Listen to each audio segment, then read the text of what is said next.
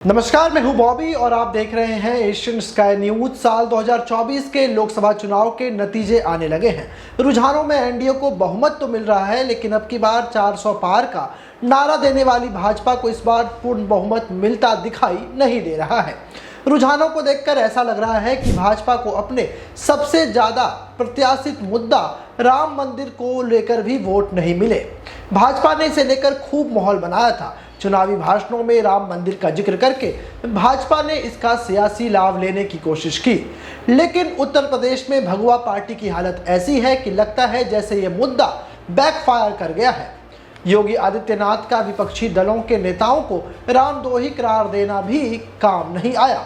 अब हालत ये हो गई कि राम की राजनीति की राजधानी कहे जाने वाली अयोध्या में ही भाजपा को बड़ी हार मिली है। फैजाबाद लोकसभा सीट से भाजपा के लल्लू सिंह को सपा के अवधेश प्रसाद ने हरा दिया है।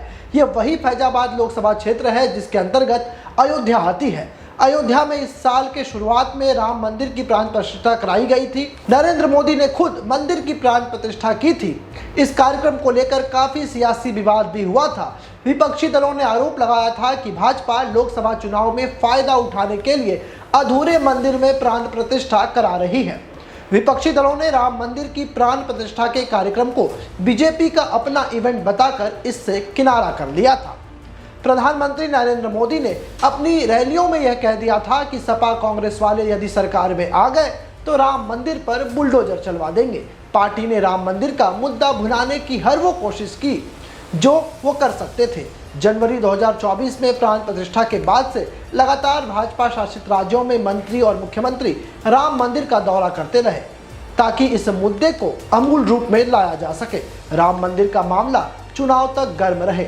हालांकि अब नतीजों को देखकर लगता है कि अयोध्या में लोगों को भाजपा की यह नीति रास नहीं आई है। यही कारण है कि अयोध्या में खुद बीजेपी के उम्मीदवार चुनाव हार गए।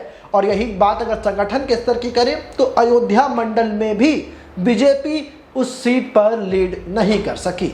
इसके अलावा मेरठ से चुनावी मैदान में उतरे अरुण गोविल, जो रामायण के राम थे, जिसको बीजेपी ने बड़े चेहरे के तौर पर प्रोजेक्ट किया था, मेरठ से अपने सिटिंग सांसद का टिकट काटकर उन्हें चुनावी मैदान में उतारा था, वो भी कोई कमाल नहीं कर पाए और वो भी अब जो है रुझानों में काफ़ी पीछे चल रहे हैं। अब देखने वाली बात होगी कि यदि पूर्ण बहुमत भारतीय जनता पार्टी और एनडीए गठबंधन को मिलता है तो क्या कुछ आगे होगा, क्योंकि जिस तरीके से सियासी उठापटक आज लगातार जारी है, क्योंकि जिस बीजेपी ने 400 पार का नारा दिया था वो बीजेपी गठबंधन 300 के आंकड़े को भी नहीं छू पा रही है। इसी बीच राहुल गांधी ने बड़ा कमाल कर दिखाया है। राहुल गांधी के नेतृत्व में इंडिया गठबंधन को काफ़ी अत्यधिक फायदा मिला है। अब देखने वाली बात होगी जो रुझान है वो नतीजे में कन्वर्ट होते हैं तो कौन कौन से बड़े चेहरे चुनाव जीतकर सदन पहुंचते हैं और कौन से वो बड़े चेहरे चुनाव में हार का